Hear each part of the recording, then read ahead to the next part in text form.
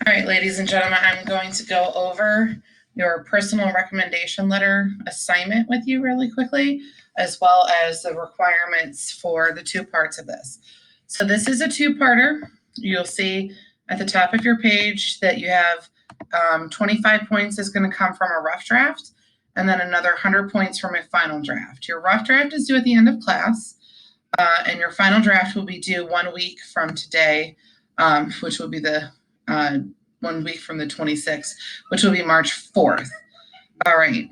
So in this assignment, we're going to be working on writing recommendation letters. A lot of you guys have been asking for recommendation letters from your teachers and other people. But at this point, you also need to understand what should go into those letters. And eventually you will be asked to write your own someday. In some cases, you may even be writing your own for yourself. In this case, what we're going to be working on is a personal reference as opposed to a job reference. This is basically a reference letter that is written for somebody to say that they have a good character and would make a good fit for a position, either as in a job or as a community member, things like that. So typically a personal reference is going to be given in additional to one or two professional references. Because you guys don't have a whole lot of job experience at this point, you may not have professional references. You may be asking other people for personal references. This is not to be confused with a character reference, which would be used for something like a court case in which you're trying to prove that whatever charges you might be facing are outside of your typical behavior. Okay. So the first thing I want to point out is the format. You'll notice that everything on the format here is kind of lined up along the side. I probably should have made this a PDF before I did it so that I don't accidentally edit things.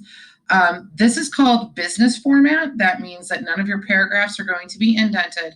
You'll notice they are also not double spaced. When we're doing formal business writing, it's not like your academic writing. You're not going to leave those spaces in there. So you want to make sure that it looks similar to this. You're going to start off by including the address of the place you are sending the recommendation to. In this case, for the assignment, you're going to use our school's address. The recipient name you should include. If you don't know the name of the person who will be receiving it, though, you can use one of these up here that I've got for you, including to whom it may concern, or dear sir or madam. These things make it more formal. Also, a good thing to note here is that the punctuation at the end, I'm going to zoom in a little bit here, is a colon. When you don't know the person personally, you should always have a colon after their name. So if you were writing to Dr. Hopkins, who is our principal, and you don't know him personally, you have not been introduced to him, then you should use a colon. After that time, the more informal, because you know them, would be a comma. All right, so moving through our list here, the next thing that you're going to need is body paragraphs. You should have 3 body paragraphs in our piece. And in those, you need to introduce how you know the person and how long you've known them. Give some positive characteristics that the person has and include examples of how you know this. So, for example, if you're going to recommend a coach, so your choices here would be to recommend somebody that you admire. So you're going to have like coaches and teachers and friends, counselors, anybody that you admire in the community. It could be your parents, it could be somebody at your church, those kind of things. But it does need to be somebody you actually do know and not a celebrity. Okay. So you would be saying things like, I've had the opportunity of working with Coach Smith for 3 years. In that time, I've gotten to know that they're great at these different skills. Okay. And then moving forward a little bit, we're going to get to our end. You need to have a professional closing.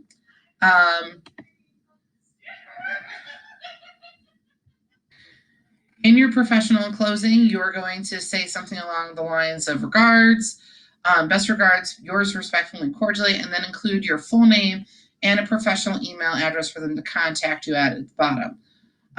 Just so you know, sincerely is kind of informal, so try to avoid that. It's also very overused.